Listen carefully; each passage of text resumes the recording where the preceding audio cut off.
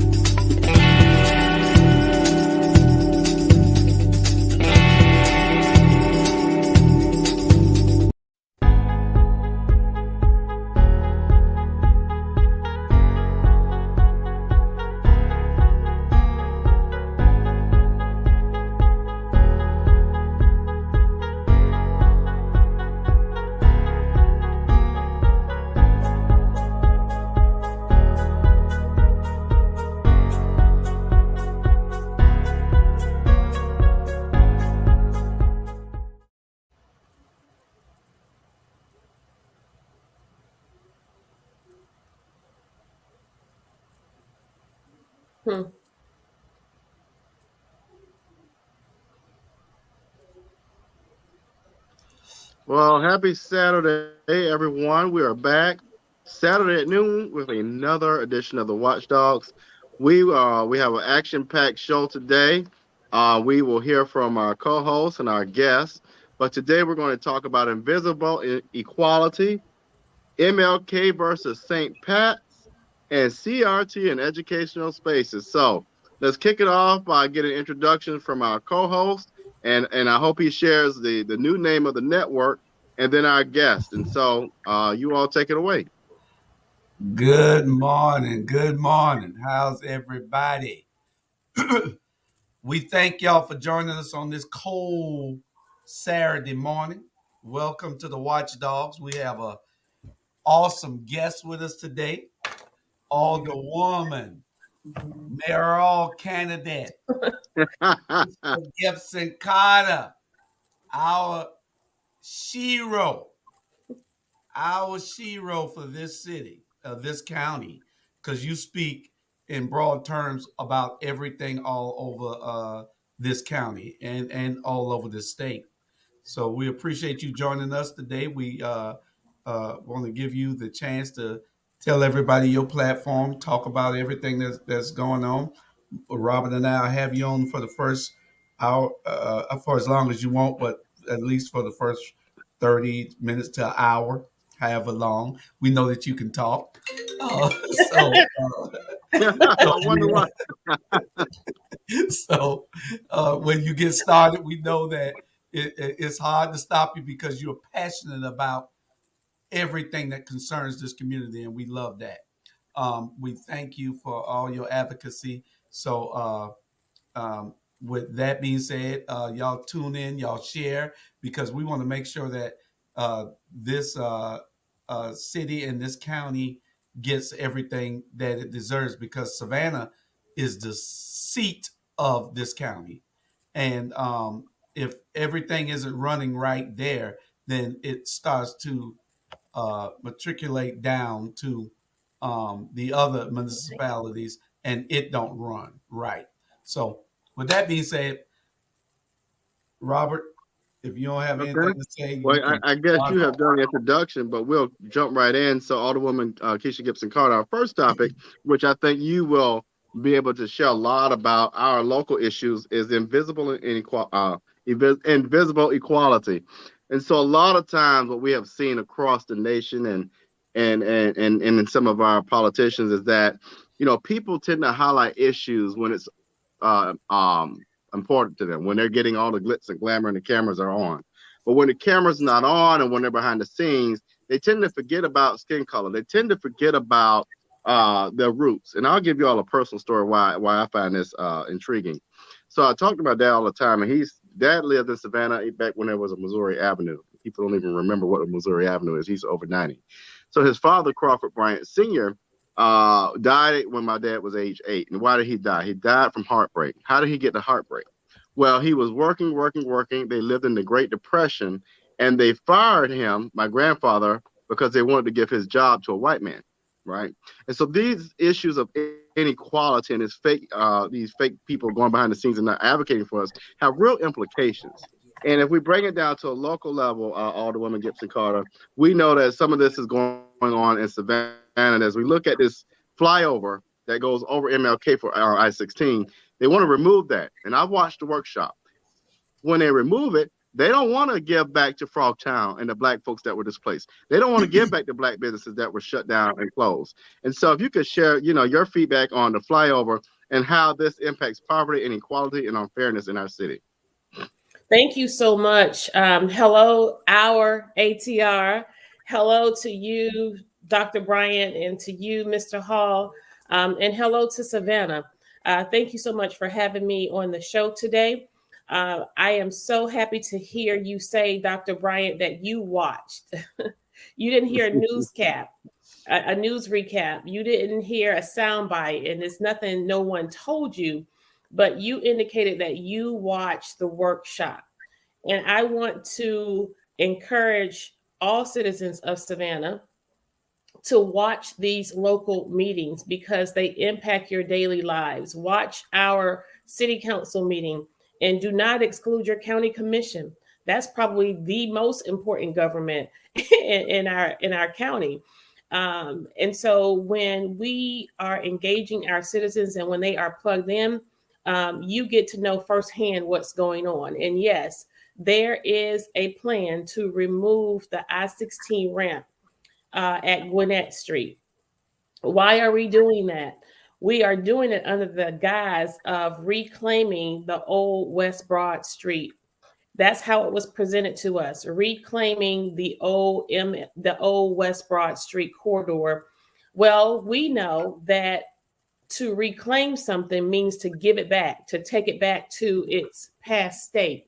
The past state and the activity that populated those corridors were consistent with bustling Black businesses. It was the Mecca, the Black Mecca for business, if you will. And so is that truly why we are reclaiming the West Side Corridor? Is that truly why we are tearing down the I-16 flyover? Is that really the intent? And there was nothing related to the presentation that came before us on council that acknowledged that. In fact, someone said on the committee that they know that it probably won't be back in its full state.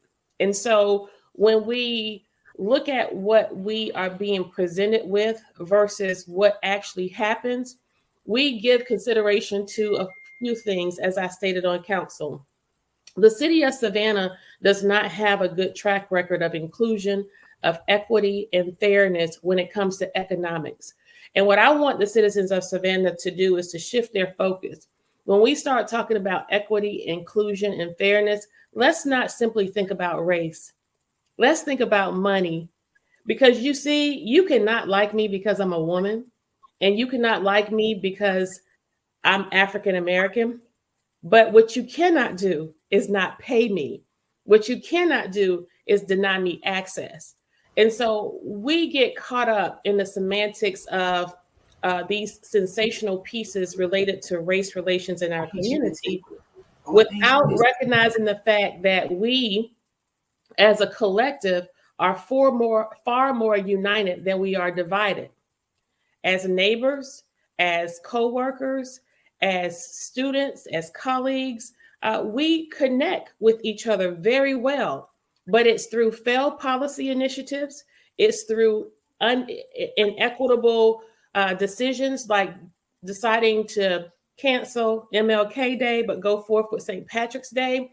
It's those kinds of decisions that leaders make that polarizes these dynamics as it relates to race.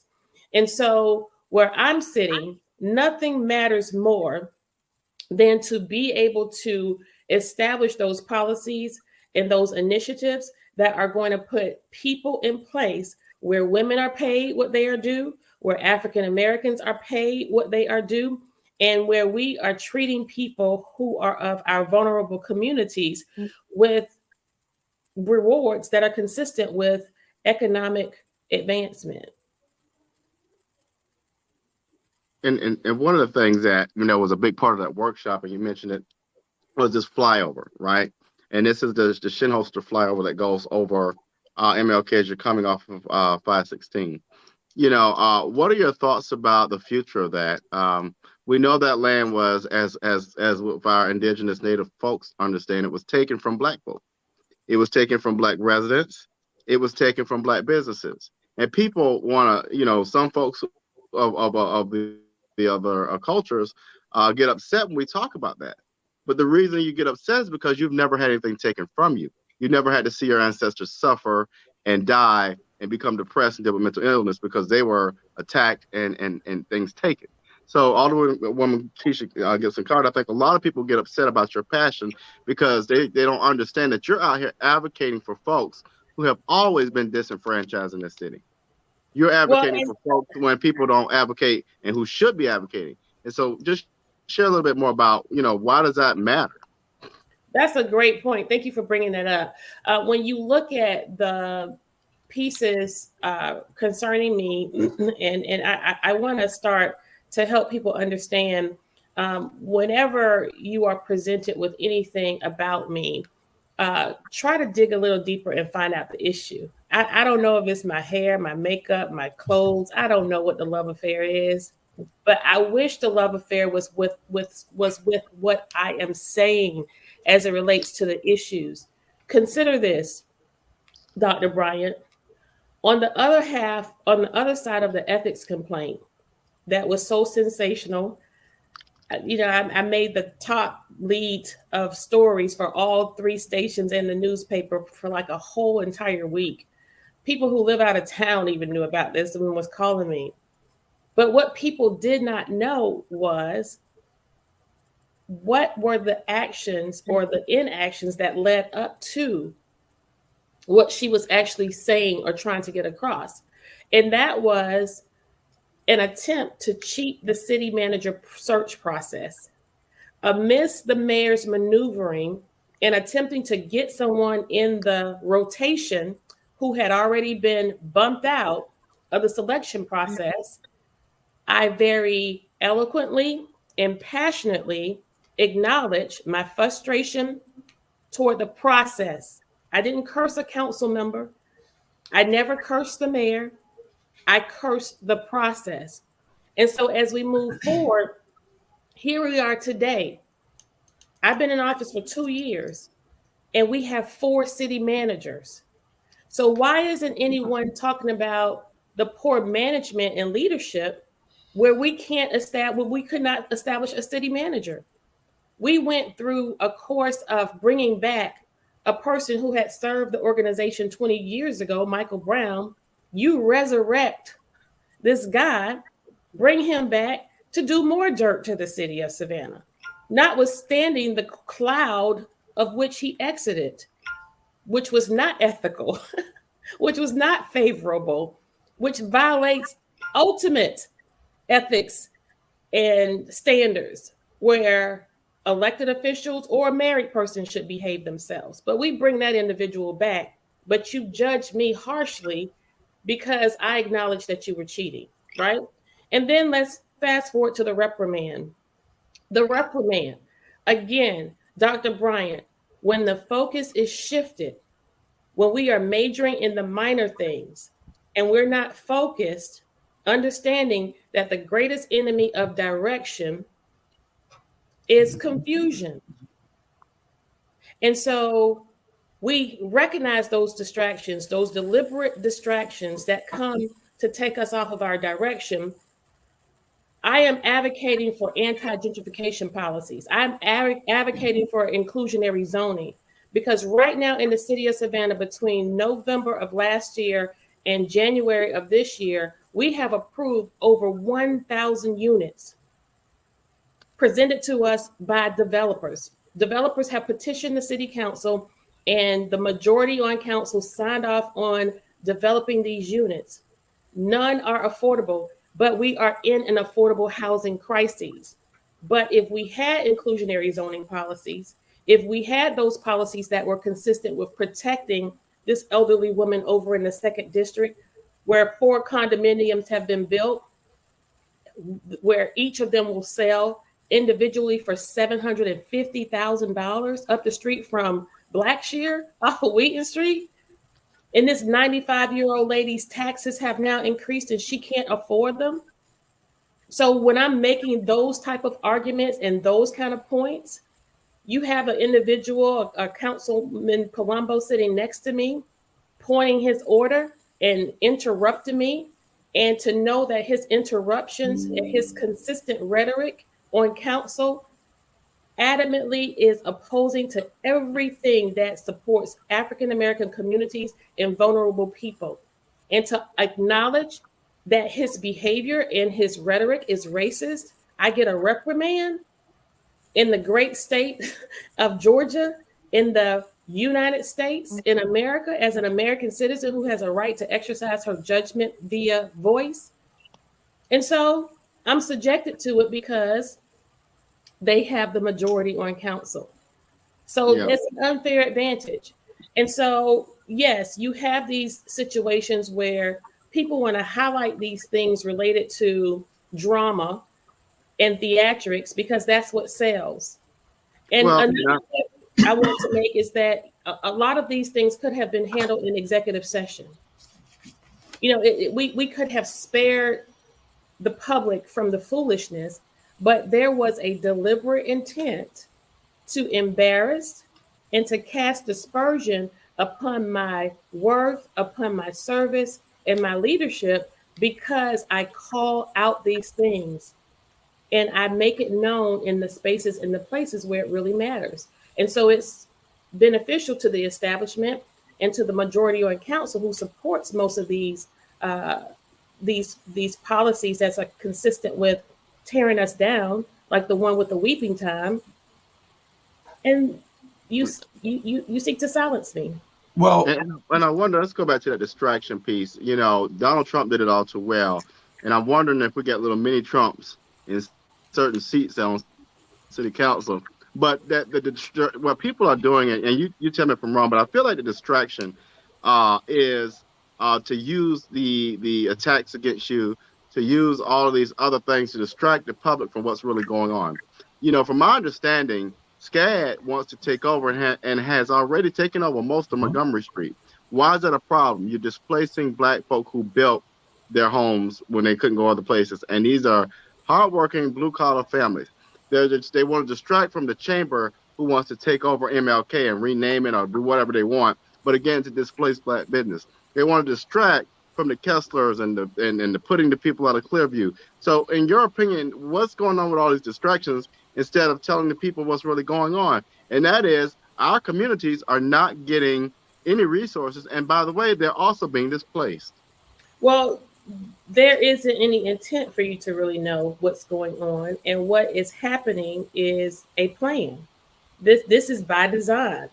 And if we do not do something about it, in less than 5 to 7 years, we are going to see a Savannah that will not be home of the working class. I don't care if you're Black, white, green, or purple. If you are not of a certain economic status, in 5 to 7 short years, there will be more people living here in Savannah who are not from here than who were born and raised here. And why is that problematic? It's problematic because these individuals who are coming in and purchasing these homes and driving up our real estate It's happening across the nation. Just because it's happening across the nation, should we allow it to happen here in Savannah? The piece that's problematic with that is that most of these individuals are buying these homes as their second homes, as vacation homes, or as Airbnbs. And so we as Savannians, we have to decide, what Savannah do we want to see? I can't tell you the countless number of calls that I get from residents who work hard to maintain their homes in their neighborhoods, to know that their corridor has now turned into what resembles a hotel due to the influx of Airbnbs and bed and breakfast. We want people to be able to generate income via that avenue, but we have to incorporate those policies to assure that there is protection for the neighborhood, as well as responsibility for those business owners to return some benefit to the community when those neighborhoods are disturbed.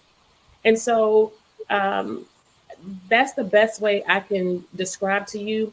I know that between SCAD, student housing, between Airbnb, the influx of what we are experiencing by way of our tourism industry here in Savannah, affordable housing is nearly becoming obsolete. And when we are approving the petition of developers who are in rapid pace creating these condominiums and these high rises that people, everyday average people can't afford, we're going to be in a situation where households are going to have to band together and live together. Well, you know, although Go ahead. my problem is, and has always been, the fact that when they focus on you, that they don't, and I've never seen them just focus on you and then focus on what you were talking about. You already hit on it, but that is my biggest problem. How about what caused it? How about what caused the reaction? They never do any in-depth investigations or stories on the root cause of it. What was she arguing about? What was she advocating for? And that's the problem with the media. It is, it's the distraction that so they can get away from the issue at hand and make us forget all about it, talking about bad behavior. It's not bad behavior, it's advocacy. What you're doing is advocating for the people. And see, people don't understand it's a new type of government that we're trying to bring in. It's a new form of government.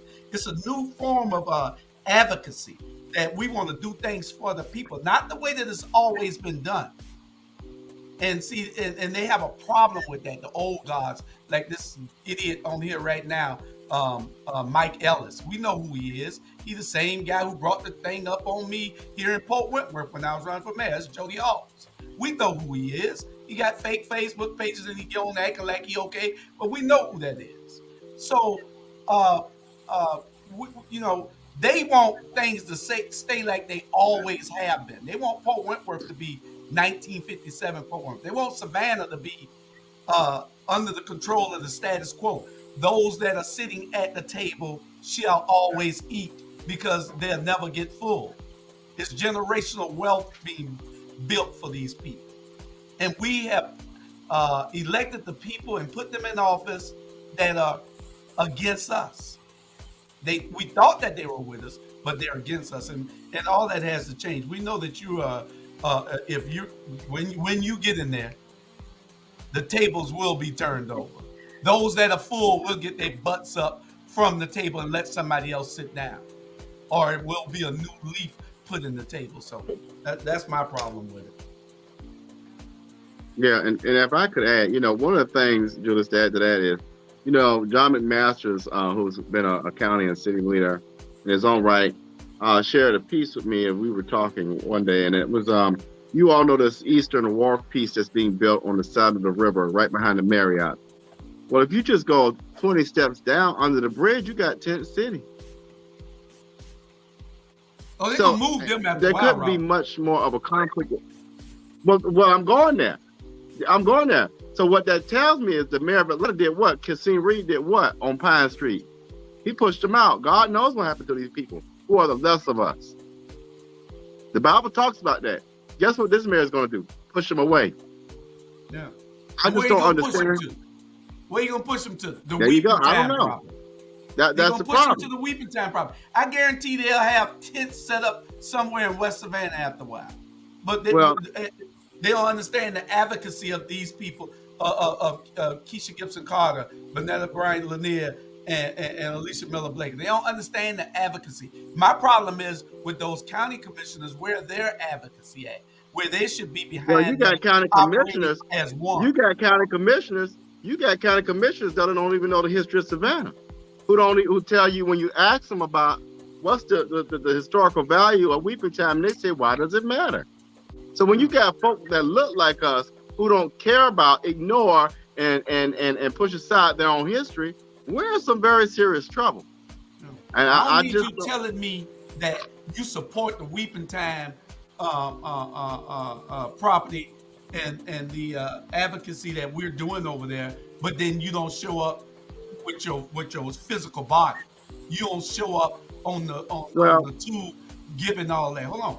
And my problem is that they can get a whole lot done if they show some solidarity, standing up with these other officials who are there. Then things will change. They're not going to just run over all these elected officials because it's a price that comes with it. It's called re-election. So, they just bull BSing us, and we need to do something about it. Well, here's the thing. For all the Kesslers in the world, for all the city council folk and the county commissioners that are getting kickbacks. Yeah, kickbacks. I said I don't mind saying it. You're not going to do all this behind the scene line if you ain't getting no kickback. So why don't you take that money, at least offer them a meal? Why don't you take that money and help build some real housing? You got the housing over there for the veterans by Blackshear. Why can't we expand that? I remember I went over there to, I think it was Randy's a couple of days ago. You know that land, the piece of land back there? There's plenty of land. It used to be Hitch Village, part of Hitch Village. Mm-hmm. That was my babysitter. So I remember. But don't go give that land to another guy. I guess that's Kessler's land too, huh? But we won't go there. But all this plays into poverty. And we have Alderwoman Kesha Gibson-Carter. You know so much, and you're very versed, and you have great ideas. Poverty is attached to crime, mm-hmm. and we still have city leaders and a chief that can't figure it out. The mm-hmm. best we could do is let's blame mommy and daddy. That's not a real solution. Help us understand, how do we alleviate poverty to help alleviate crime? Well, a lot of the crime that we are experiencing in Savannah is structural, i.e. the failed policy initiatives and failed opportunities we've had to present legislation and adopt legislation. We thereby become culpable as a government in the crime that's so rampant on the streets of Savannah. And what citizens of Savannah should know is that the crime we are experiencing now, the level of crime and the amount of crime, it puts us in a public health crisis situation. We are amidst a crime crisis. And when you are not owning the problem, when you are not verbally articulating what the problem is, and you take to the airways and you just talk about what just happened and the fact that we captured somebody after the fact, we're never going to solve the problem.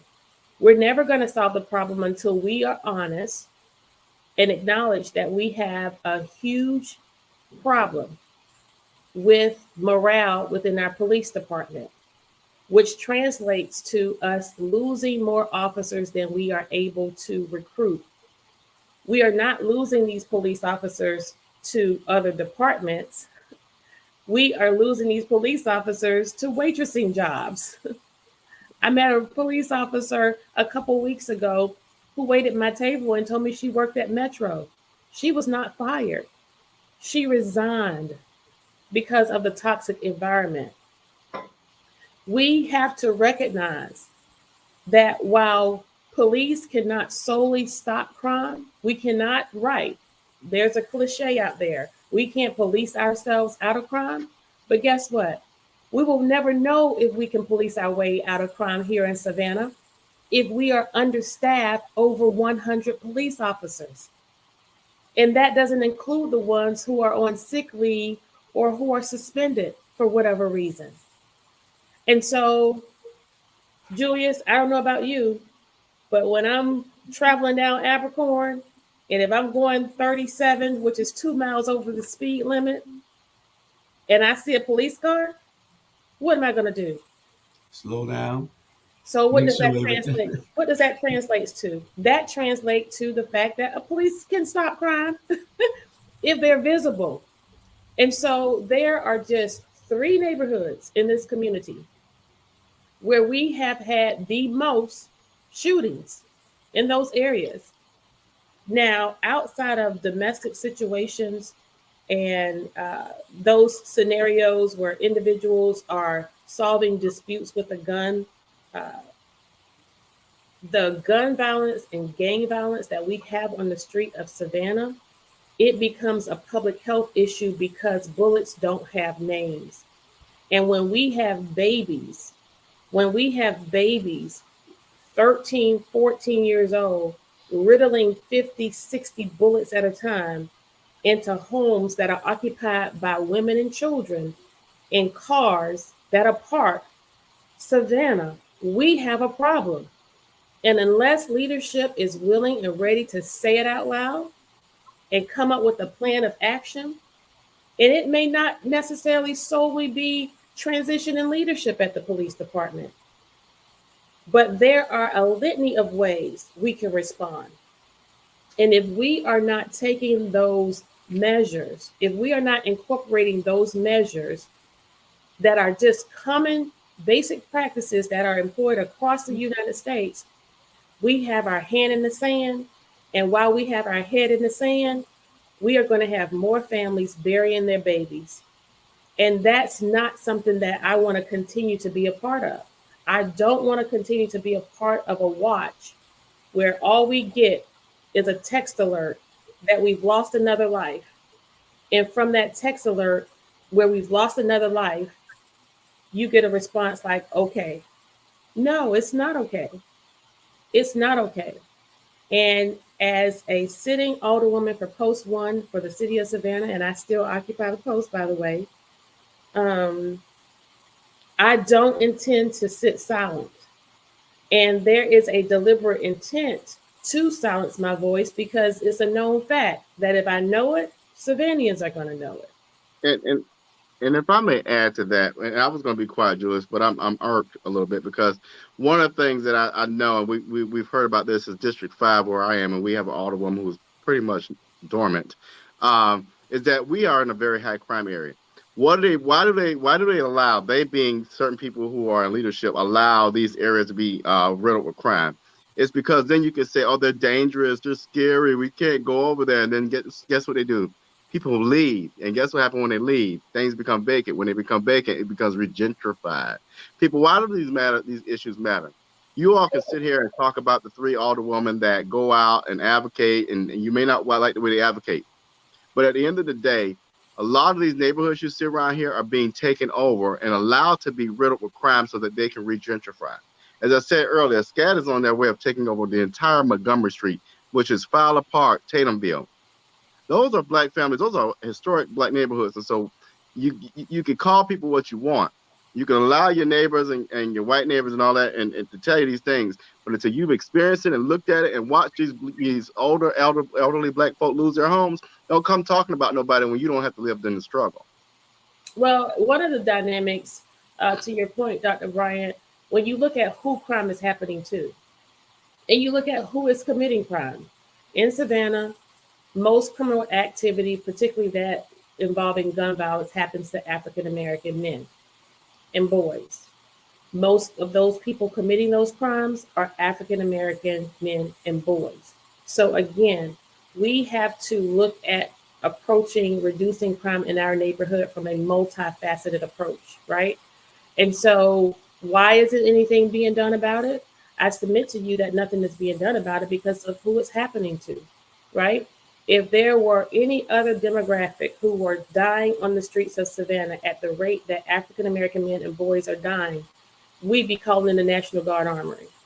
We'd be calling President Joe Biden asking for some assistance.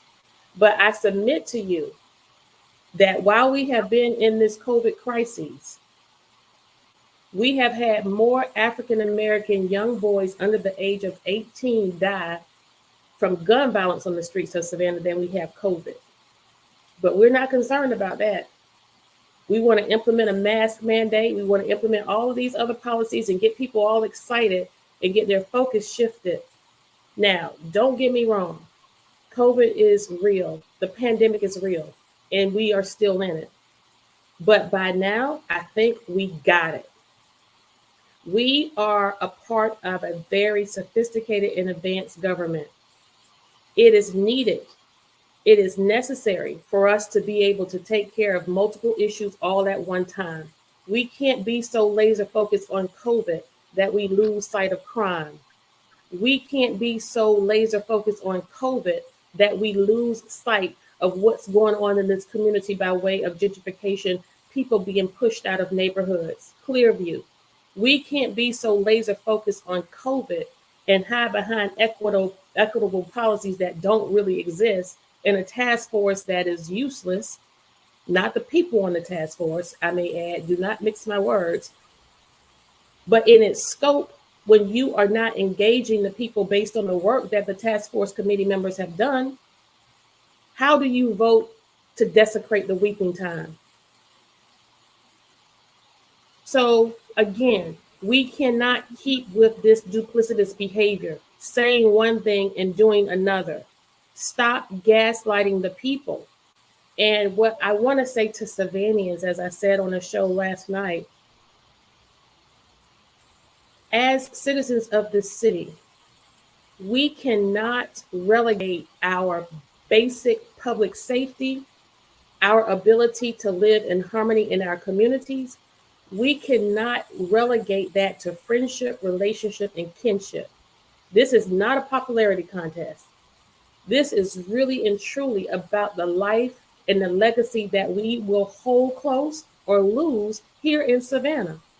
If we keep connecting with people just because we like them, I don't want anybody to like me so much that you don't hold me accountable for my inability to respond to the basic needs of our community.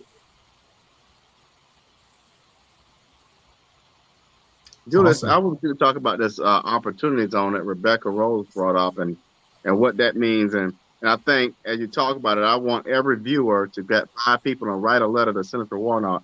Do not put opportunity zones in Savannah. But Julius, help us understand that.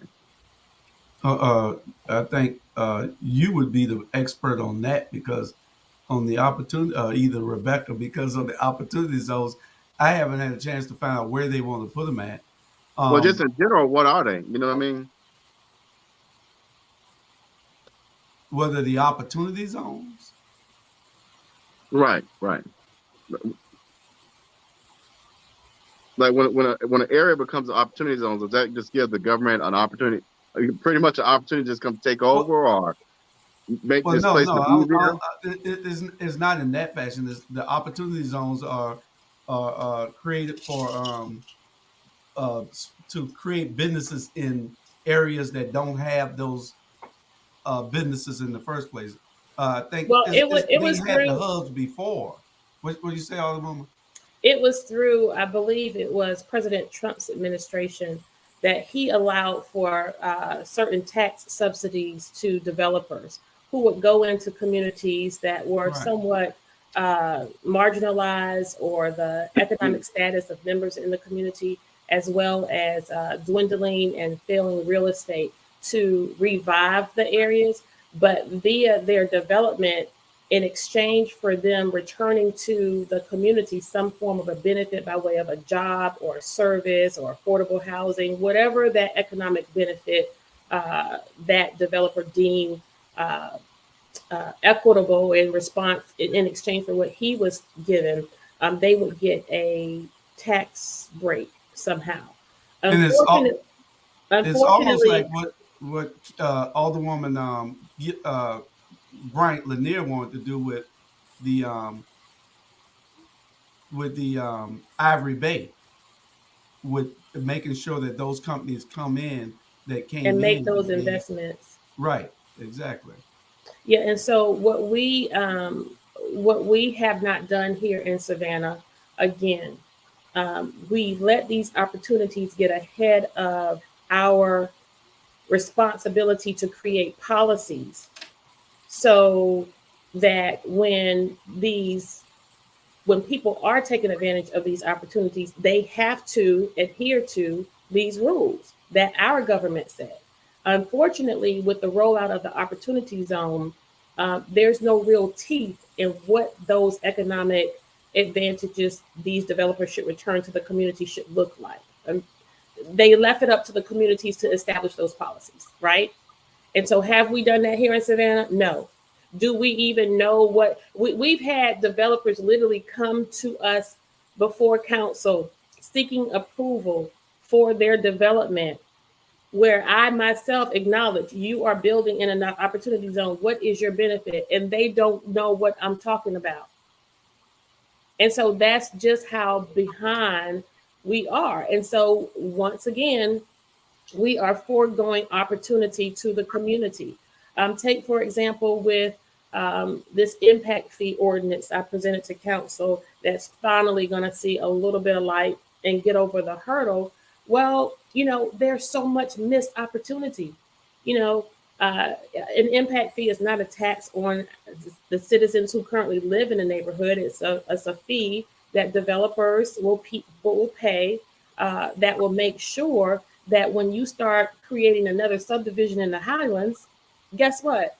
We want to make sure that you are also offering recreation services, a park, library, police department, fire department.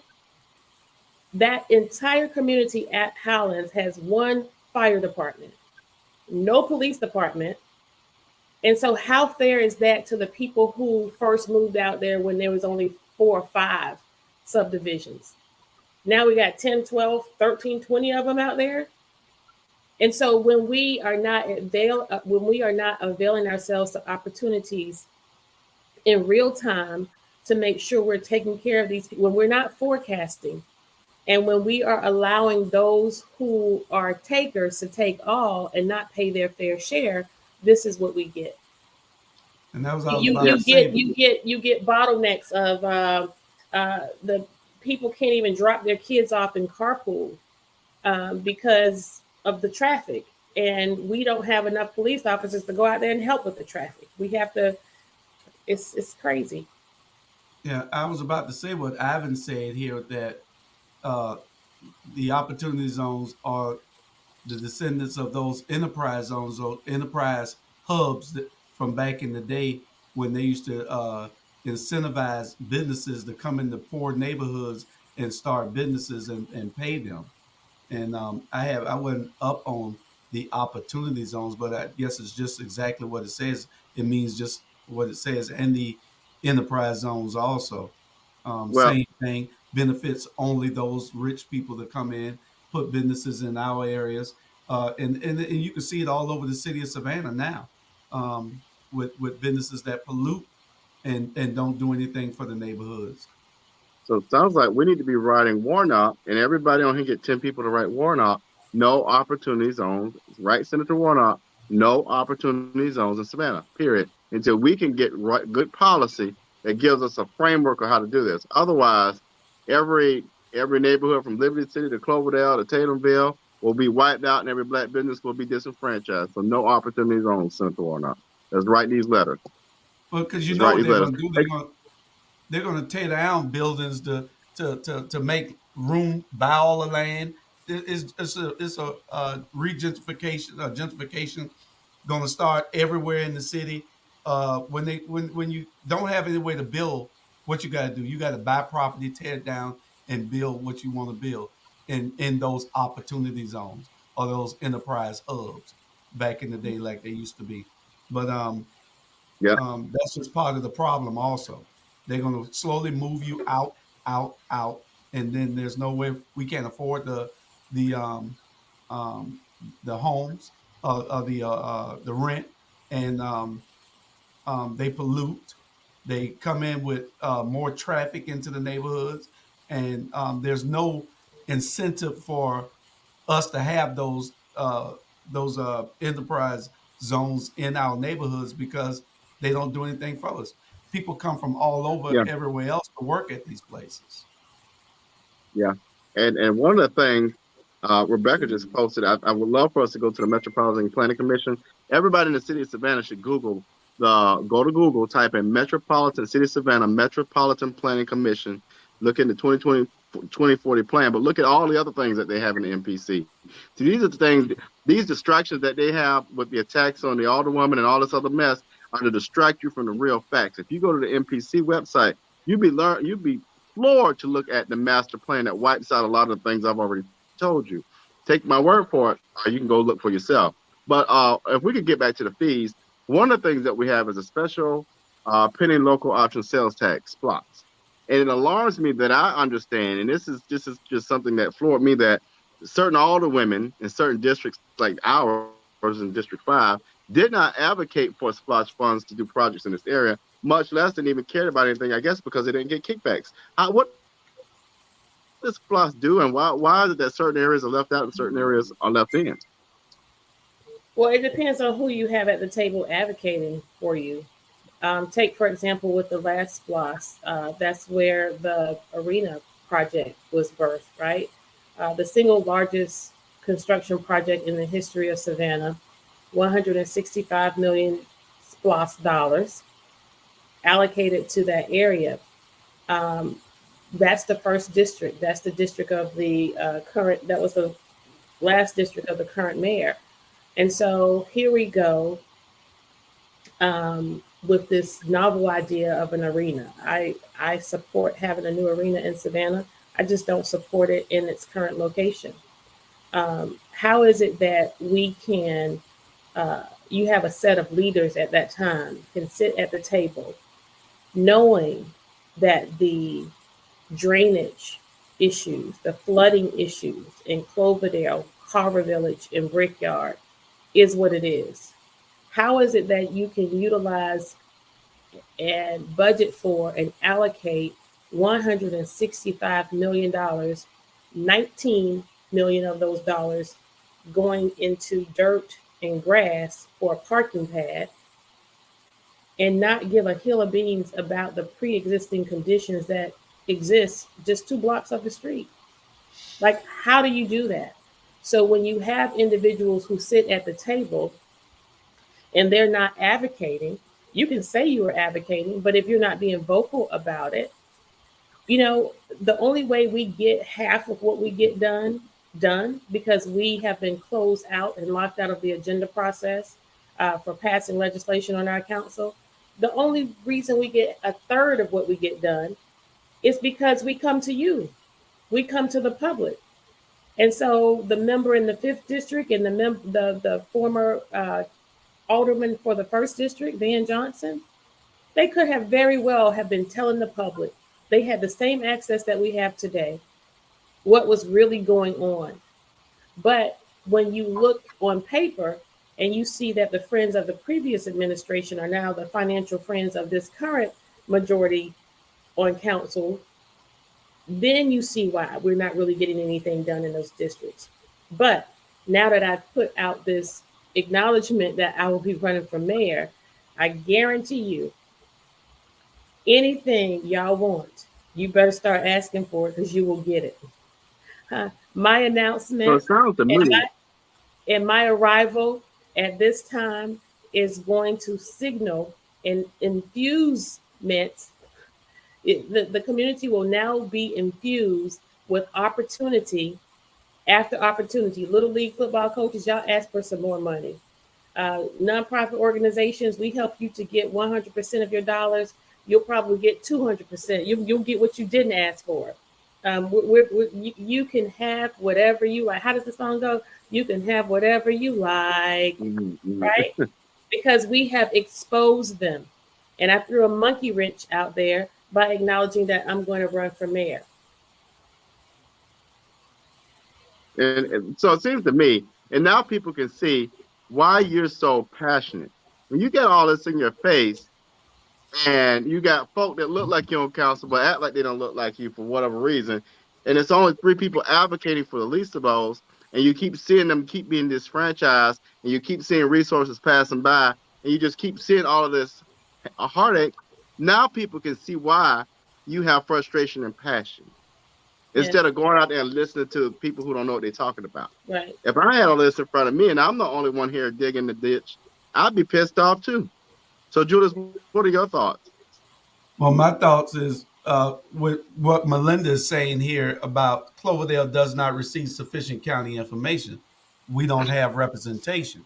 The thing is, on this platform, Melinda, we will be calling out uh, uh, your leaders that don't do what they need to do.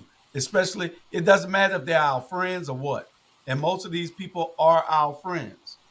Most of these people we voted for because we thought that they were the best candidate, but then they get in and they don't do anything. Your representative for the county is my friend. I admire him. But when you're doing things to the detriment of my community, I cannot support you. And I will not support you unless you start standing up. If we're not voting for any damn body anymore that don't stand up and advocate for the people, that's out. Don't even call me. That's out. If you're not advocating for the people, we don't need you and we don't want you. And we're going to do everything that we can to make sure that you don't be in that position. Well, You got to the thing stand up. is, the thing with that, Julius, is this important that we make this point, and I'm glad you said that. We don't have a crystal ball. Unfortunately, you all would have never guessed. You would have never guessed that the group of council persons who entered this office in 2019 and subsequent in 2020, November of 2019 and December of 2019. No one would have ever guessed things would have resulted in what we have now. I truly believe that most of us who were entering politics for the first time came in with a spirit of altruism, minus Mayor Johnson and minus Stella Shabazz, because they knew exactly what they were doing. But for us who were political novice, if you will, I truly believe even those who oppose me on council now came in with the intent to do the right thing. They wanted to make a change. They wanted to respond to the call and to the mandate that was a sweeping indictment when almost all of the council members were voted out. But in short order, when you enter this arena, if you are not able to resist the payouts from the establishment, if you're not able to resist the madness of the media that feeds your ego, if you are a person who is already of little substance, you will find it very, very difficult to resist being snuffed out by the real council of Savannah. And that's the invisible people who you don't see. And some people call them the puppet masters, right? And so my tagline when I ran for office was not for sale. I can't tell you exactly where that came from, except for just one morning I woke up and thought, oh, that's yes. I did not imagine how much that would really mean in how I conduct myself on council today. There is no amount of money. There is no opportunity. There aren't any dinners, any rides in private jets, any invitations to the Christmas parties and the galas. I don't want any of that. I came to public office as a servant, not a politician.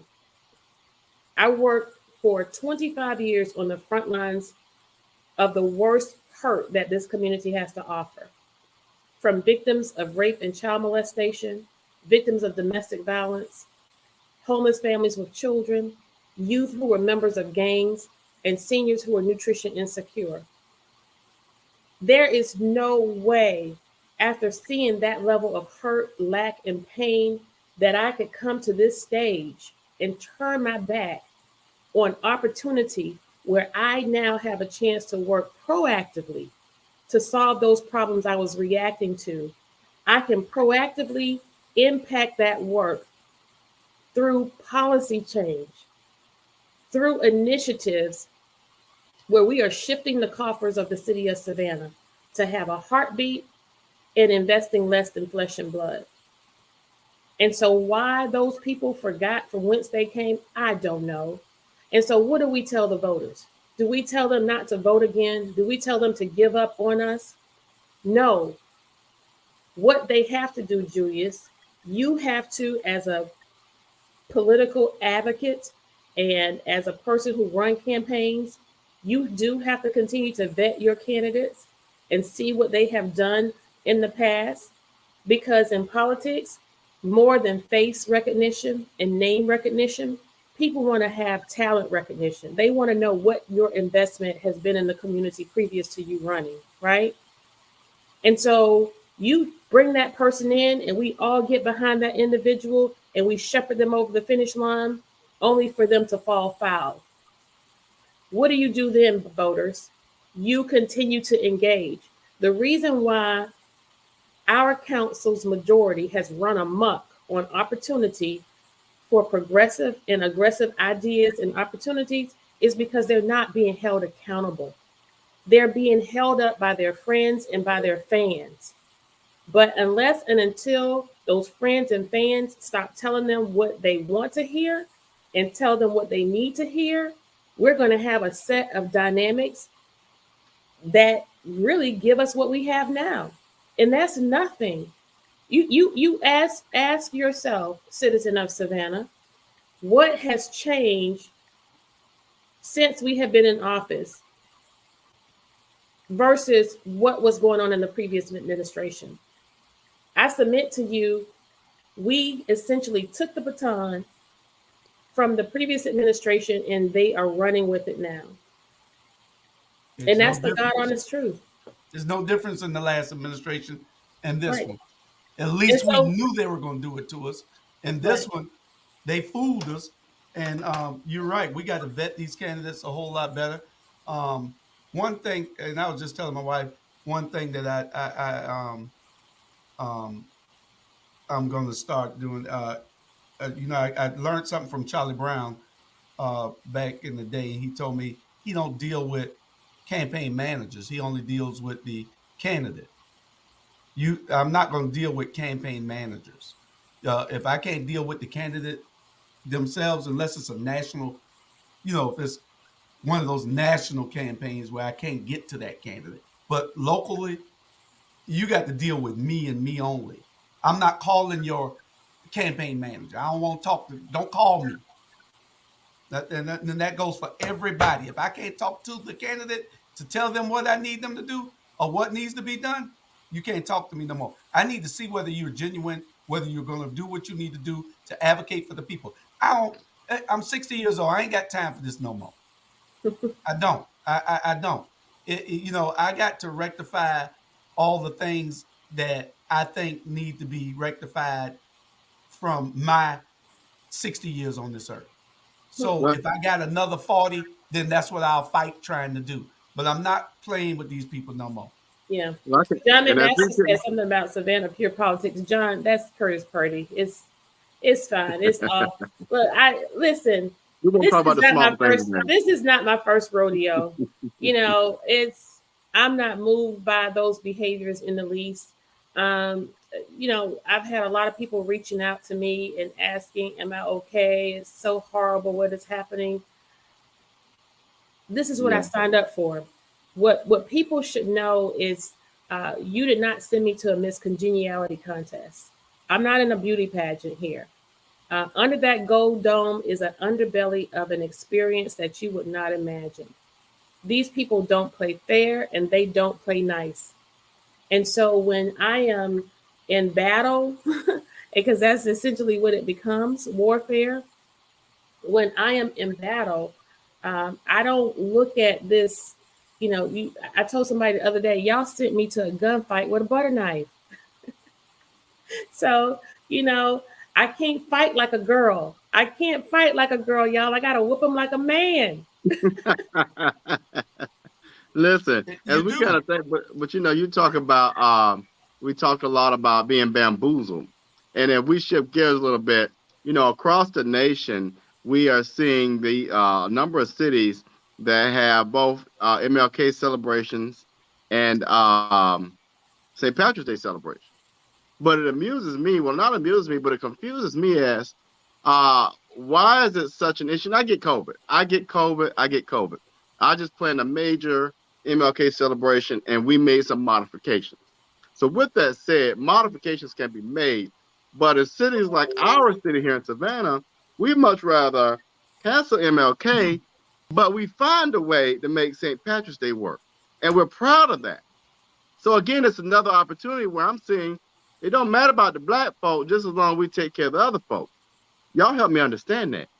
Well, before you answer that, Alderwoman, I had somebody to tell me that they were having a little trouble with what was happening at City Hall, and they said that uh, you fight, but you need to do it a little bit more classier, and you were right.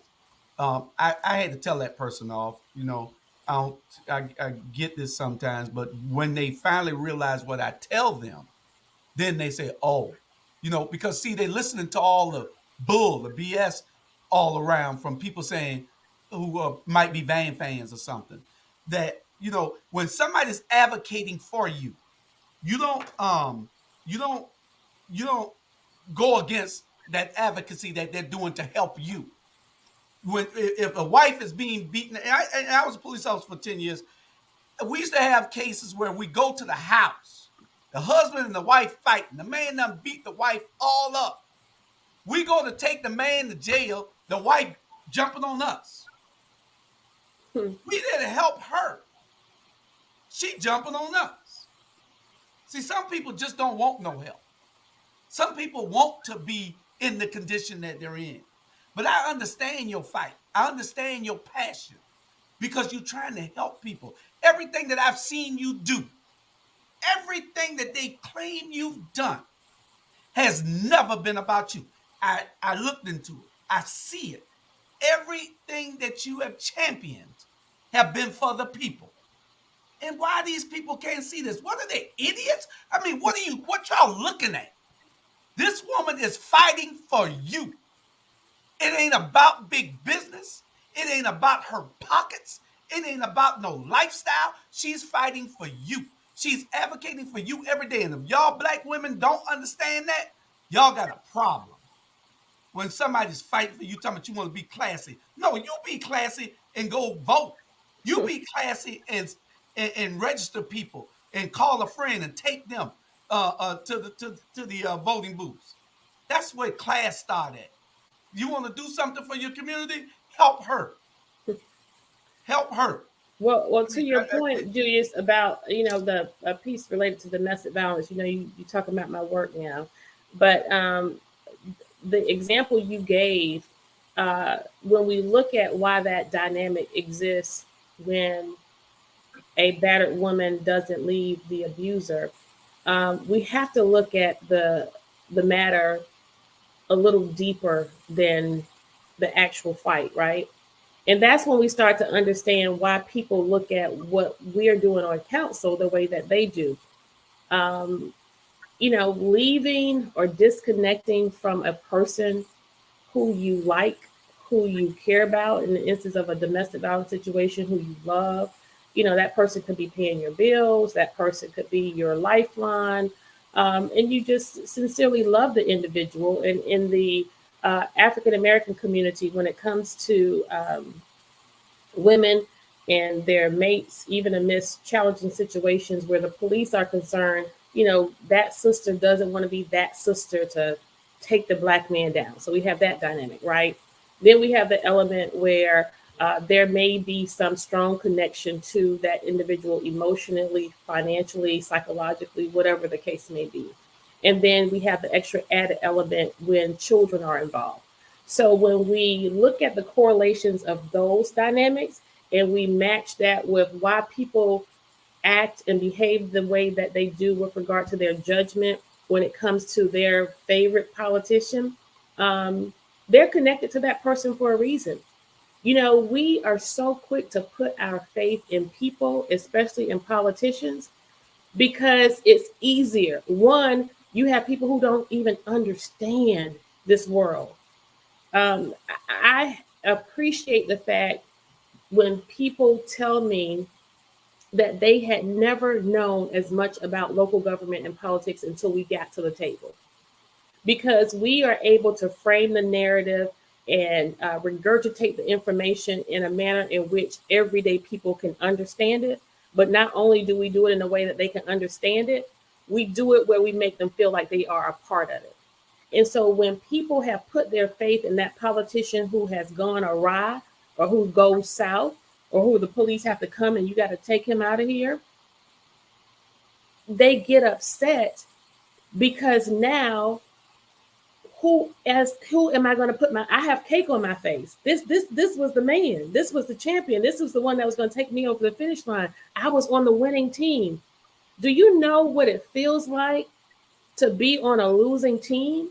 Do you know what it feels like to be with a winner and then you have a losing season? I know, as a Blue Jacket, you as a Wolverine, Robert, are you a Bulldog? Oh my God, no, one's the forest. So you're not right. Okay, so I'm we a get it, dad have Julius. Bulldogs though. Julius, you and I get it. We've been winners all Not our life. get it. Blue Jackets and the Wolverines, but the Knights and the Warriors, the Knights and the Warriors. Hooray! When we so do y'all get it now? So when you have all of your faith in the Knights and all of your faith in the Warriors, and we rah rah rah rah rah rah, y'all. That tiny winning streak they had, that little tiny winning streak. Hooray! And then all of a sudden we losing. But guess what? You're losing, but you're still a warrior. You're losing, but you're still a knight. But does your alliance to being a knight, does your alliance to being a warrior matter to the detriment of your life, of your health, of your safety? And that's why the Blue Jackets and the Wolverines can always hold their head up high. Well, I do have a Blue Jacket in the family. Hopefully she'll join the she was a bad. I'm sorry. I'm sorry. We got sorry for acting like Jamal. That's it.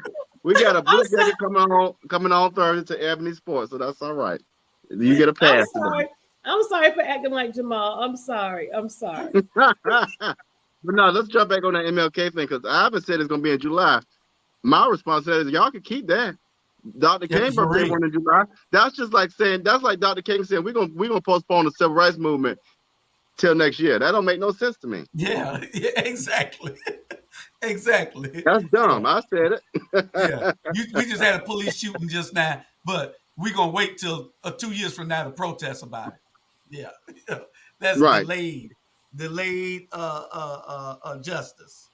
I got a problem with people blindly supporting things and just going by what not being connected to the community. And I let's take Warnock for instance. He's from here. But he doesn't know anything about here no more. He only knows about what's in Atlanta. That's where he's been the better part of his life. Or what certain people tell him, like this mayor. This mayor, you got to understand. That's what I'm getting to. But he has to understand. He don't know how the wheel is turning now. He doesn't know the dynamics of what's going on and the chemistry now that's being developed in this in this county. So if the mayor calls him and asks him for something, then he's going to write some phony form letter saying he supports it, which he probably don't if he talks to the people. You got to be connected, especially from where you come from. You got to be connected. And it's got to be outside of the elected officials. You got to have the pulse of the community, the pulse of the people. And then you can do things and say, well, let me get back with you and investigate that. What the hell you going to move that flyover for? And what did Shinholster carry his sorry self there talking about? I'm sorry, Don't be Alderwoman, we nice. call names here. Talking about moving the flyover with his brother's name on it. He wants it torn down. Because of what? What is the good reason to tear that Well, but flyover? here's the concession. Well, here's the concession. And this is, let me back up because I don't want Alderwoman to get a little bit of water. But here's the mess that went down, y'all. And you call me what you want, but you call me racist, but you can't. A black person can't be racist. We ain't gonna go about that. But I'm gonna be real.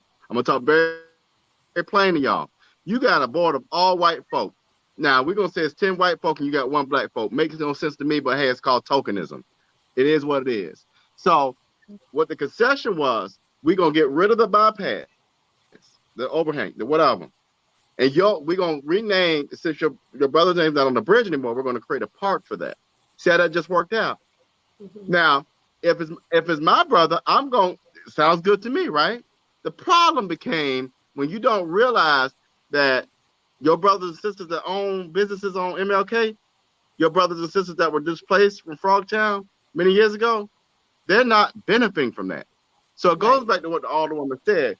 You now are taking a kickback, a buyout, a bag of cash, but your brothers and sisters are being displaced. That don't work for me. So in that deal, I don't blame him for saying, okay, my brother will still be honored as he should. However, you're gonna still take care of my people. See, that's how you got to stand firm. What we have now are people that say, oh, let me get the bag and get what I can get and run. That's called trash on the flow. When you are a real advocate, when you are a real leader, when you are really rooted in what you understand, and when you honor your ancestors, no amount of money can buy you. Right. The least of those, I'm gonna keep going back to that. When you understand the history of MLK, when you understand who got that road named that, Reverend Benny Mitchell, when you understand what Weeping Town was, you understand that the money is owned by the chamber, and then you just handing over the deed of your people. That makes no sense to me. And that's why the passion comes from the Alderwoman we see. That's why that passion comes, because you get tired of seeing your people getting thrown around like bobbleheads. That ain't cool. Well, and the other side of it is it's just very difficult to sit at the table where you see that resources are plentiful and to see that there is no real reason outside of just sheer selfishness and evilness that we do not do what's right by the people. You know, again, I did not come here for gain. I did not come here to be strategic and to maneuver. You know, what good is it to have to collaborate, negotiate, and bargain for trade-offs when we're all concerned about homelessness? I don't have anything to trade with you. I can't collaborate with you when I'm just want to get people off the street. Affordable housing. What negotiations? I don't have friends who are developers or contractors. I'm not trying to get anybody I know a contract. I just want to make sure that we are establishing affordable housing opportunities for our people. Crime reduction. What network? We don't need a network to reduce crime. We're either going to reduce it as a collective whole, as a body, or we're not. And so when you look at those basic things, most of what we need here in our local government, it is not gender oriented. It is not race oriented. It is not party affiliation oriented. It doesn't matter if you're Democrat, Republican, black, white, male, female. When you want your trash picked up, you want your trash picked up on the day it's supposed to be picked up, almost at the time. When you drive down the street, you don't want potholes. You don't want potholes ruining your car. When you go to sleep at night, you don't want somebody breaking into your home. And so it's about services. It's about services in your tax dollars. And the level of wasteful spending we witness and experience within our local government, it is a great injustice. between the bad real estate deals and Hey, let's go to this. the advancing of individuals who don't deserve to be in certain positions, but they're making six figures over people who have more education and more experience and more talent, then we can talk about some equity and fairness. Again, remember, don't get caught up in black and white when we start talking about equity and fairness. Y'all start talking about the money. That's right, because our black people are selling us out faster than anything. What about Yes. this right here, Miss So Gibson you're a Carter? bully. You're a bully. You're a whole bully. How dare you go down there and bully them grown people, them grown folk? Well, Men. okay, so, but again, I don't get caught up in, they can call me, this is not my first rodeo, y'all. And so, God prepares you and equips you for where he sends you. And clearly, he has done just that, because when I tell you that I am unmovable, unshaken, and unconcerned about anything anybody says about my person, because at the end of the day, I know who I am. And so let's look at the word bully. What is a bully?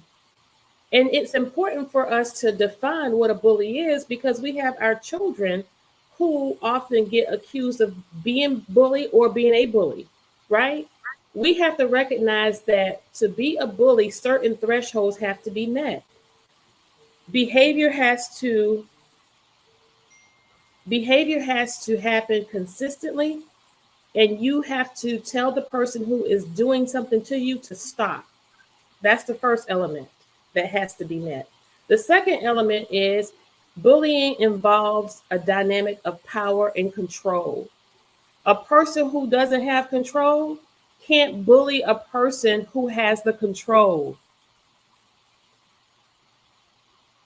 That's correct. I may be paraphrasing the No, I definition, get what you're saying. but go and read what bullying is. And so when we have people who are irresponsible and just throwing out terms and calling names, if we're going to revert to calling names, that's, again, it's a game that I don't play. I stay focused, people. Stay focused. At the end of the day, if they knew parliament, I ain't gonna say no names. If they knew parliamentary procedure, then how could you be bullying? So what that tells me that person's incompetent. But I'm gonna leave that alone. That's correct, because they're the bullies. They have power. A bully can't bully somebody who has power over them or more control than they do. How the hell you gonna bully me and I'm the one that's in control? I'm the one that's running things, and you're gonna bully me. All I gotta do is just ignore you. Right. And so what we have to do when we have these situations where, especially involving children, where there's a concern that somebody may be bullied, we have to, as parents, take our kids aside and teach them what, right? We have to teach them how to problem solve. And how do you problem solve? You work things out. You talk things out. I have talked more to you within the last hour than I have Van Johnson the whole time I've been in office.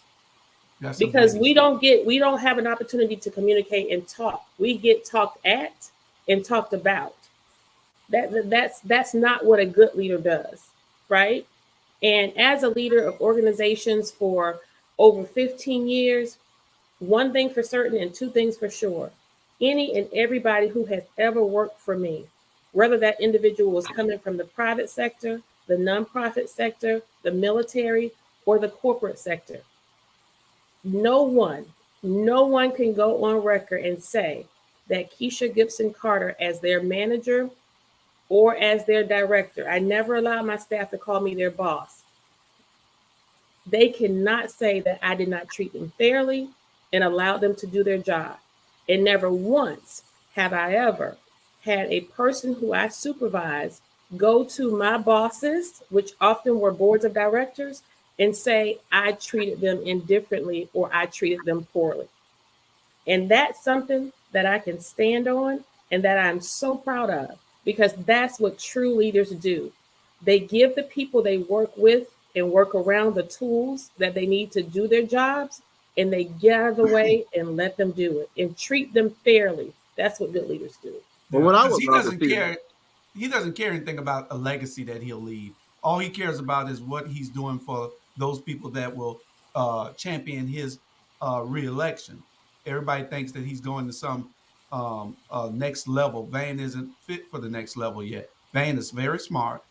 but he doesn't know how to communicate with people that don't kiss his butt.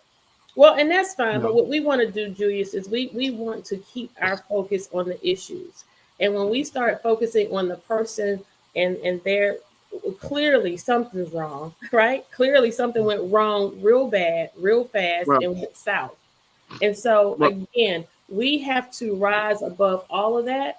And we have to get our citizens in position to do exactly what those little league coaches did. We got to get them to mobilize and demand that they get a return on the tax dollars that they put into this community, that we return those investments back into the programs and the activities that they engage in with our youth so that we are backdooring our way into averting crime and violence on our streets. And you're exactly right. And I'll do that when you're off camera. listen, let me say this real quick. I think what we need too, we've got to get an organization, NAACP, somebody who will do a report card on the work of every elected official, and this is at a state level, local level, whatever. What and grade it and show the people, the voters, who's doing what. You made a great comment. I think I can't remember. I think it was your special report, but you said, and I agree with you. They have spent more time. Check this out, voters.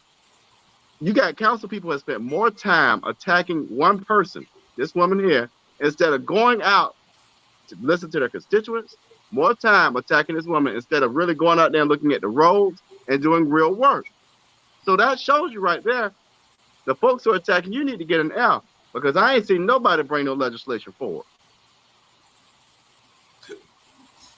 But what I've seen you do is create programs. What I've seen you do is get the people together, organize to make sure neighborhoods are clean to avoid regentrification. I've seen you do that.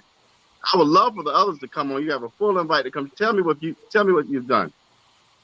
Tell me what you've done other than sit there and spend time figuring out how to attack somebody and taking money from the chamber.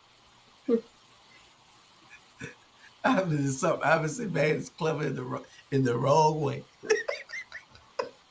I got to have you on this campaign writing team here, man. Good Lord, this man he is awesome. He's borderline brilliant. Yeah. I would say leave borderline off. He's there. He's there. But you know, guys, I'm good. You know, we want to go forth in this next season, focusing on reducing wasteful spending or getting rid of it altogether with the city of Savannah. We want to make sure that we are incorporating those equitable policies that are consistent with first treating people fair through economic advantage. Making sure that we are representative of the change that we want to see. And what does equity and equality and fairness mean to our bottom line in Savannah? Well, in my mind, when I think about equity, I'm not thinking about taking pictures of multiracial or different races and putting it on the website.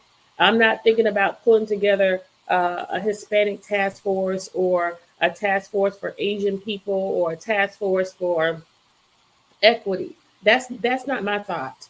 When I think about equity, fairness, and inclusion, I think about holding the accountable, the powerful accountable. I think about having our external partners who are the winners in this community, who are the giants in this community, Georgia Ports Authority, Savannah College of Art and Design, our tourism industry. I think about bringing them to the table and helping them understand what true equity means as it relates to economic advantage. And then we won't have to worry about who's on first, who's on second, and who's on third. We won't have to hide behind the pretentious marketing materials that give us an illusion that we are a diverse community when we are abusive financially. I want to restore hope to our police officers, those police officers who we expect to protect and serve our communities and our neighborhoods. I want to make sure that we are doing everything possible as leaders of this administration to protect and serve our police officers. We want to make sure that our city staff is healthy. We want to make sure that we are aligning ourselves with the style of government that we are chartered by, and that is a council manager form of government. That means we give the city manager the tools that he or she needs to do their job, get out of the way, and let them take care of our staff, make them healthy, make them whole, and make them feel excited about their work. You know why that's important? That's important because your services will be delivered right. Your trash can is not going to be just thrown across your yard when they come and pick it up, because that sanitation worker is going to be happy because he is paid and his boss isn't a tyrant, right? You know, that's the type of leader we want to lead the people of Savannah. And then we want to make sure when it comes to things like property taxes and the millage rate, we are returning back to the citizens of Savannah every chance we get through opportunities to roll back the millage rate, as opposed to keeping it the same in a pandemic, which resulted in people's taxes being raised. We want to make sure that we are focusing on those unique opportunities through uh, efforts like impact fees, so that we're protecting newly established neighborhoods. And then we want to make sure that we are incorporating policies that will forego gentrification, so that we are protecting the seniors in these neighborhoods that have been living there for decades and that they're not being priced out and closed out. And ultimately, we want to make sure we're taking care of our future. We have to take care of our children. The children are the future of Savannah. We have parents who are sending their kids off to school out of the city, and we have them matriculating at universities and colleges in the city. The chances that your children will stay here in Savannah are slim to none. One, they won't be able to get the pay necessary to live here. So they're going to leave here where they can get paid and where they can get adequate housing. Well, and you talk about the children. Funny, this is a great segue to one of our other topics, and that is this idea of critical race theory. But I don't want to talk about critical race theory with you all. I want to talk about this new thing that's coming up across the nation that's being ignited in Florida. So, Georgia, you're next. When you think about your children going to school, whether it be K-12 or college or whatever, and they want to take race out of school. And we know when we came up, Christopher Columbus discovered America. Apparently, black folk never did anything. The white race was the great American dream, and they were going to make America great again. So when we think about this idea in Florida, they want to take race, gender discussions completely out of schools. What does that mean, and how does that impact our future? Well, I think it means that the only thing that they'll be able to teach is math. How the hell else can they teach anything? They can't teach anything but math if they take those things out. The only subject that race, gender, and sex doesn't touch is math. So I guess everybody just gonna be some math whiz from now on in Florida. Must be But crazy. what bothers me is, it interests me that we are supposed to ignore everything about our heritage. We are supposed to ignore that really most inventions were by what? Black folk. We're supposed to ignore that the White House, many of our buildings that we walk in, many of the streets that we walk down were done on the backs and blood of our ancestors. We're supposed to ignore the fact that River Street, those little openings, is where our people were held and caged. We're supposed to ignore the fact that weeping time exists. We're supposed to ignore the fact that Cloverdale, Liberty City, District 5 was built on the backs of blue collar workers when they couldn't go anywhere else in the city. We're supposed to forget that we exist. How y'all feel about that? I told you what I felt about it. It's crazy because they don't want us to teach anything that is relevant about this country because they say that their kids will be made to feel a certain way, and they don't want them to feel uncomfortable growing up and feeling like they're guilty of something. Well, the truth hurts. They're not guilty of anything, but their ancestors are. If you're going to teach history, teach all history, not some history. And if you're not going to talk about who invented the internet, who invented the red light, who invented peanut butter, who did the first open heart surgery. If you're not going to talk about these things, then don't talk about nothing. We don't want to hear about Facebook and Microsoft and Amazon. We know about these people. So I don't know. You don't want to get me started Well, on. here's the thing. You talk about discomfort. I wonder if Trayvon was discomfort. I wonder if George Floyd was uncomfortable. I wonder if that slave that got beat by a whip was uncomfortable. I wonder if Emmett Till was uncomfortable. I wonder if that man, that woman who fell off at the top of the Capitol building, it was uncomfortable. I wonder if these servants that were in the movie The Help were uncomfortable. I don't know. Maybe they were comfortable. I don't know, y'all. It amazes me, Judas, that this narrative of ignore your culture, accept our culture. Let's talk about indigenous folks. I wonder if they were uncomfortable when you took their land. I wonder if people now are uncomfortable when you want to reclaim their land and regentrify it. So see, we're gonna be real about it. We're gonna be real about it. We're gonna let the good. I think you need a Representative Howard Hall on that conversation. Because it's a real issue. It's certainly a topic that we have to start discussing. But while they are trying to figure it out, I think parents need to start working it out in their homes and recognize the need to start some of this education early and often at home. I mean, we see the results of what we have subjected our children to over the years by, only by accepting African American history once a week or 1 week out of the year or 1 month out of the year, so it's something that we certainly have to keep challenging and advocating for in terms of fairness there. But we also have to use this as an opportunity to say, what precludes me from doing this in my home? Correct. Or in the neighborhood centers. We in our communities, we could teach these kids just like they get on the internet and everything else. We can have classes at these gyms that we're building all over the city now. Mm-hmm. But Alderwoman Gibson-Carter, Dr. Tanya Howard Hall is free to come on your show and talk about that subject anytime you invite her. Okay. She's probably looking at me crazy now. And we know that we you have gotta let her go. We gotta let her go today. Over your time. Yeah. You kept me out over my time on America After Dark last night. That's why I'm fading right now. No, I haven't. I'm tired. ATR has been wearing me out. Why you suffer that setup? That was a setup. I tried to tell you. She did great. She had Bernard crying real tears. Oh, well, listen, ATR has been good to me. We appreciate your platform and thank you for allowing me to give a different side to what's being aired and put out there. Dr. Bryant, I appreciate your words of encouragement and I'm excited for your future as well. And Mr. Hall, we just thank you for cracking the whip.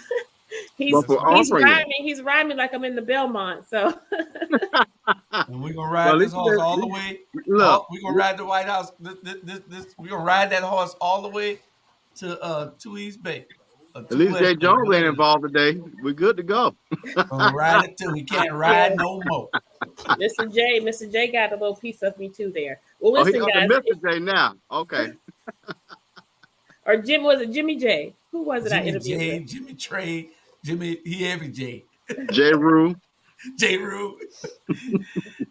Alderwoman, any last closing words? And you can take yourself out after you give us your parting words.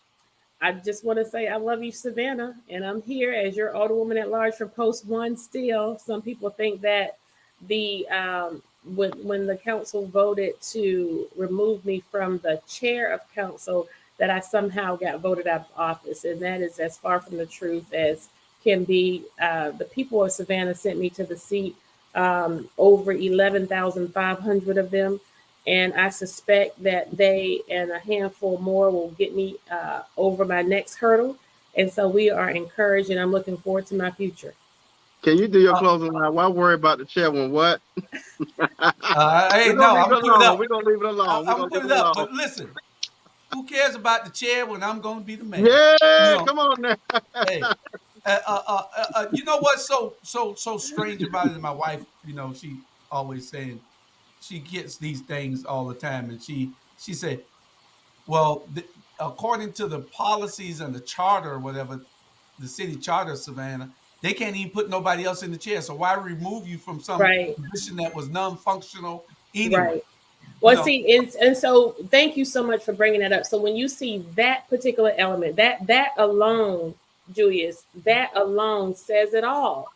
By virtue of the charter, these roles, and the other dynamic to add is that we never function in the role of chair, vice chair, and I forget what the other one is. It's mayor pro tem, right? Mayor pro tem probably is the one that has been most utilized since we've been on council, and that is that person steps in when the mayor is out. There's been a couple of times when Van has left council meetings a few minutes early or stepped out during the meeting, and Estella takes on the show and carries on. And she may have made a couple appearances on his behalf at functions or funerals, so to speak, right? The chair and vice chair have done nothing. When I questioned the city attorney about the dynamics of what was going on and the behaviors of these individuals, where he himself acknowledged that this maneuvering is just an attack. He characterized their behaviors as attacks. So I said, what does this mean? And he said to me, Alderwoman, to tell you the truth, I didn't even know these positions existed until y'all took office. It's not like I'm losing a stipend for the chair. I didn't get paid for it. It was just a title. In addition, as the chair, I am the recipient of all of the lawsuits against the city of Savannah. So thank you, Jesus. All the civil attorneys out there, newsflash, don't send them to me anymore. I'm no longer the chair. If you can imagine how stressful it is with your name being named in a lawsuit, every time you turn around. And so not only do you have that element, but the fact that you now are so hell-bent on embarrassing me, discrediting me, and casting dispersion upon my service and my worth and value to the council, you would rather just not have the position occupied? And neither of you probably even knew that I was a chair of council. I never wore a T-shirt that said chair of council. It's not on my Facebook page. It's nowhere. It may be on the city website, I think. I don't give a hill of beans about the chair, y'all. Not when you're gonna be mayor. Well, here's the thing. If you were such a bully, then none of this would have never happened. Well, exactly. They couldn't have did it. That's right. And y'all run back and tell them I said it. Exactly. And so and again, all of this, they could have very well have done what they did via email. They could have done it via snail mail. They could have done it in executive session where we are supposed to handle personnel matters. But no, not only did you have to do it during a live public broadcast council meeting, after you called all of your news buddies, because you could see the buildup, the camera people who were in the chambers, as soon as we got close to that item, all the cameras were pointed at me. It was as if there was a rehearsal of sorts. You did it because you intentionally wanted to embarrass me. And then you add the extra element of theatrics by going to the board. How many times have we gone to the board on a vote? Of all of the votes we took during that last council meeting, we didn't go to the board for any other reason except for item number 22. And so, again, it's the childish, petty games that are played. And if those council members who engaged in this behavior, if it wasn't enough for you to feel the pain of the parents who have lost children, if it wasn't enough for you to feel the struggle of people who can't pay their rent and who are being evicted from their homes, if it's not enough for you to feel the need of a homeless person who is on the streets in this inclement weather, and this is the best that you all could do. Like I said, the city of Savannah, you will have to be the judge. You will Well, have they to always be the say judge. follow the money. I said, and this is public record. I want everybody to go out and pull every person in council and county commission, see who donated. Follow the money, see who donated and at what levels. Yeah. Hey, Mm-hmm. it's out there. It's public Right. record. Right. That's all you got to do. And then Yep. when you see who gave what to who, you're going to see what loyalty lies. We want to let you go because you'll be Yeah, here and have us running over time. Because Robert, when he go to talking, I just want you to do something for me tomorrow. Vote, What is that? Kansas City Chiefs, man. Chiefs. The This, Chiefs. The this Chiefs. is The not Chiefs. Thursday evening. This is not Thursday evening. The game is tomorrow. It'll be too late. Tanya Tanya, said she get to call you, Alderwoman Gibson-Carter, Okay. and we'll get with you after a while. Okay. Thank you so much. Thank you for coming. I really And appreciate y'all. get your popcorn because we coming. All right. Thank y'all. I really appreciate you. We're good to have you now. Thank you. All right. Goodbye, Savannah. I love you.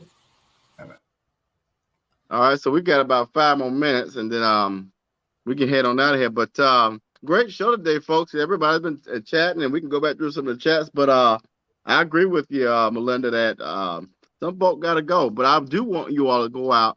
Julius, where can they go pull contribution records? Is it the Secretary of State's office? Where we can pull what? Contribution, where people have donated to certain people. Well, you can go, if it's for the city, you can go to the city clerk's office. Yeah. They have to file it with the city clerk also. Yeah. Pull open records. Board of election for everybody else.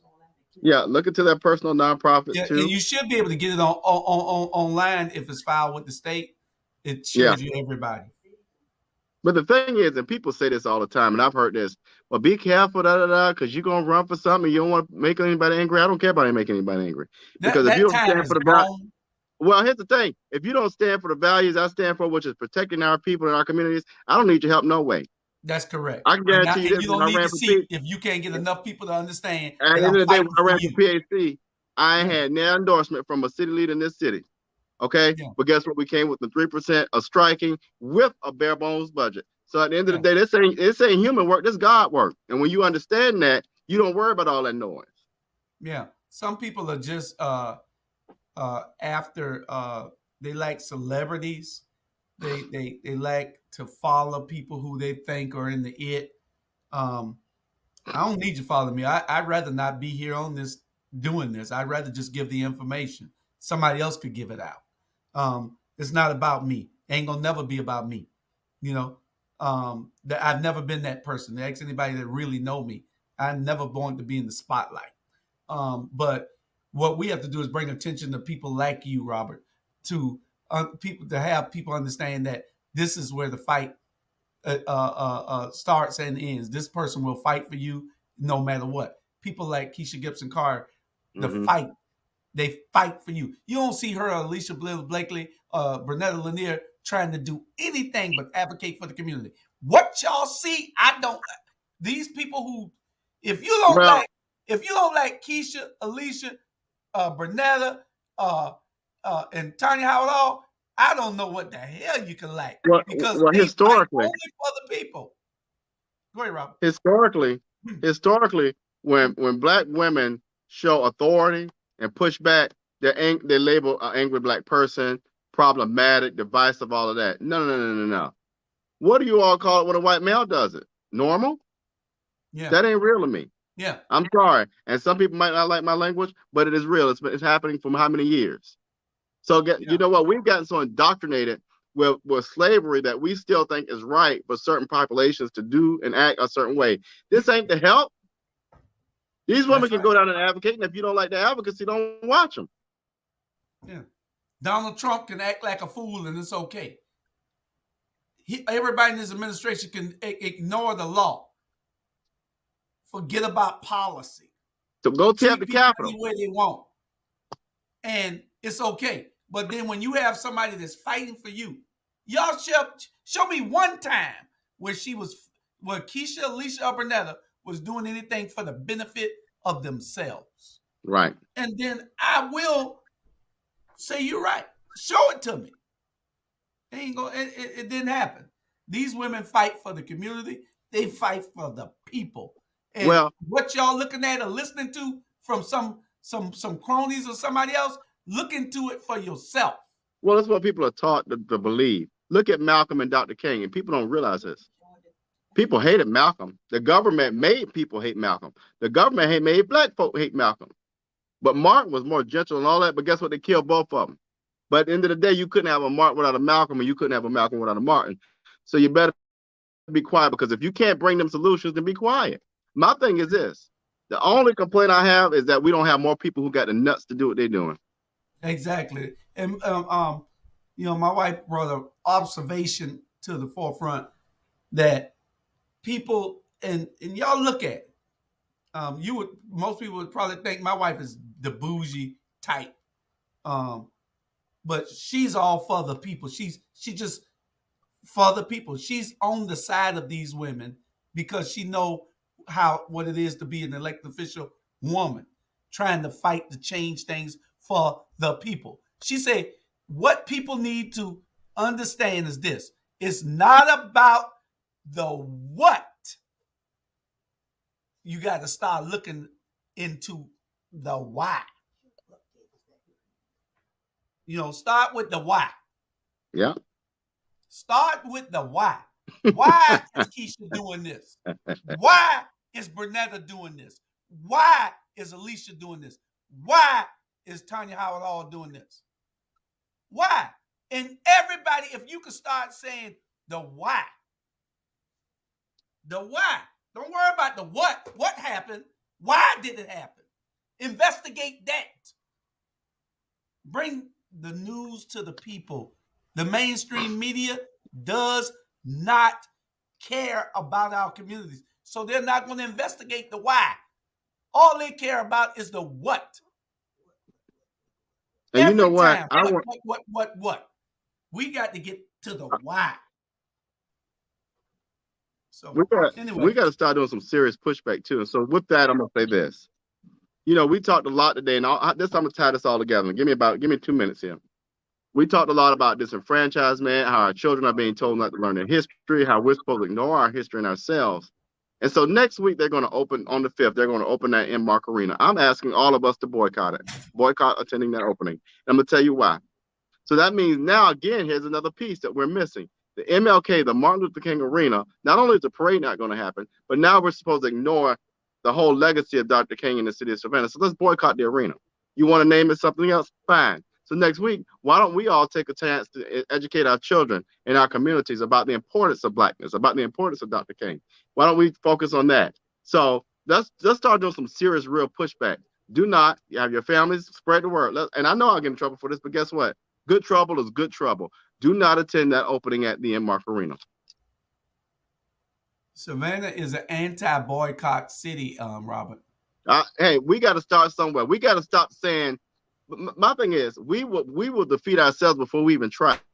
So if you really care about the business, we got to do it. No, I'm with you 100%. What I'm saying is these people do not stand up to protest anything. And if they do, it's for 1 minute because they don't have time. We don't think that the issues of the people are important. That's the problem within the Black community. They have divided us for so long that we feel like if there's any unity, something is wrong. Well, that's how they're able to get away with the stuff that's been happening. Is that for far too long, again, it's chipping away. One of my vice president at work told me, you just keep chipping away till you get what you want. And guess what? Sooner or later, we're going to lose Fowler Park. Sooner or later, we're going to lose Silver Terrence. Sooner or later, we're going to lose MLK because they just keep chipping away. So we're going to keep being silent. I mean, I personally won't. I'm going to say what I got to say, and I'm going to stand for what I stand. And I do not stand for the fact that you're going to wipe out a whole culture but for the on the backs of the chamber and the money. That don't make sense to me, and I'm not gonna stand for it. Well, we want to thank everybody for tuning in. We want to thank y'all for your responses. Make sure y'all share it with your people. Just go on, click on share, and share it with all your friends. More options and go to friends. Share it with people. We need to get this message out. We can't do this by ourselves.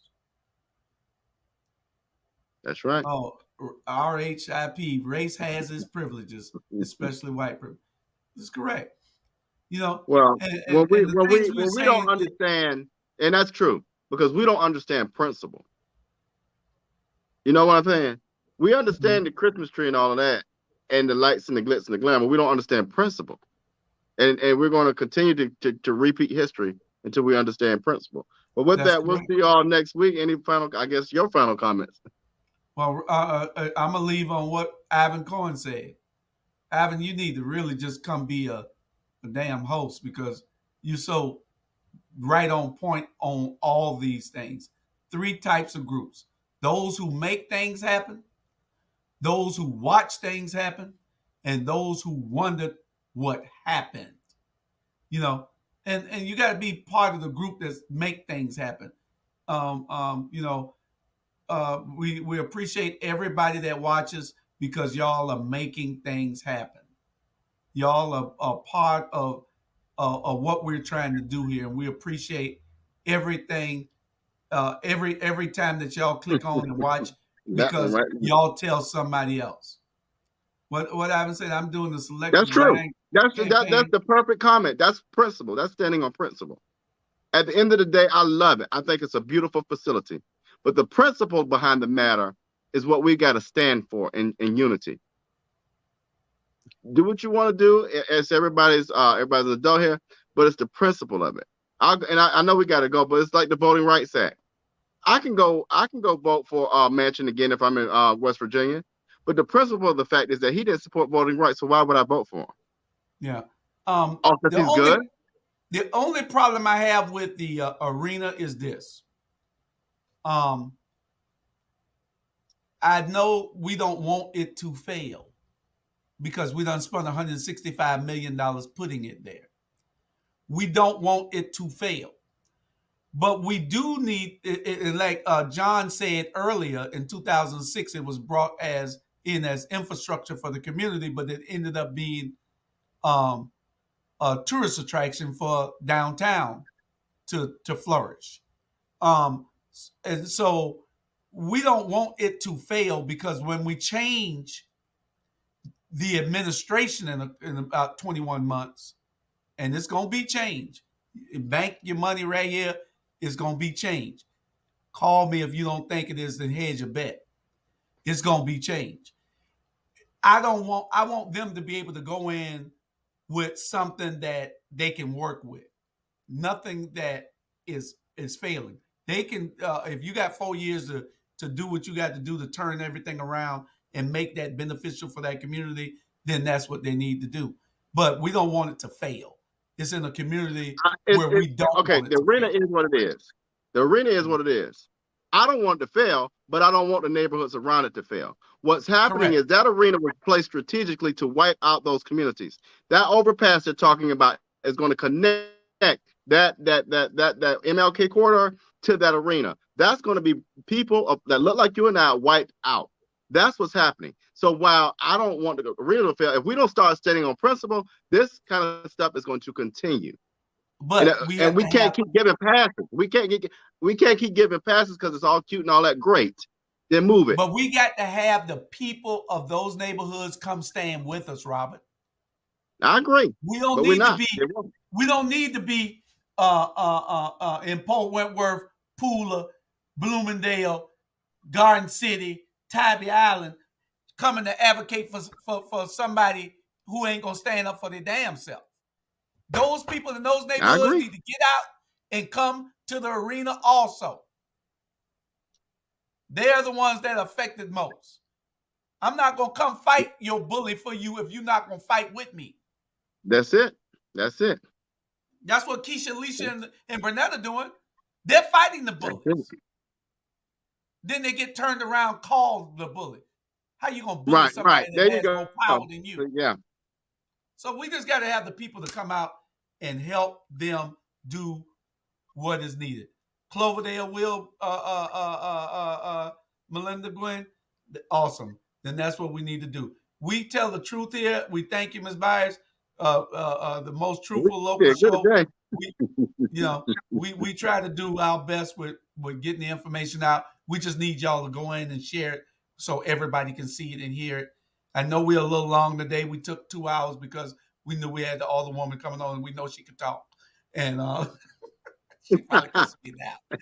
But anyway, we appreciate you, especially you, Ivan Cohen. I need to call you this week. And we'll see y'all next Saturday. Don't forget to tune in to Unity Action Political Committee with Dr. Reverend Pastor Leonard Small tonight at 6 p.m. I'm sure he's going to have a lot to say. 6 o'clock, Pastor Small's Unity Action Political Committee. 6 o'clock. Don't forget. All right? All right. You're going to take us on out. See y'all next week. I'll see y'all next week on this same platform. I don't know who we got. Robert will tell you. All right. Bye, y'all. Good night.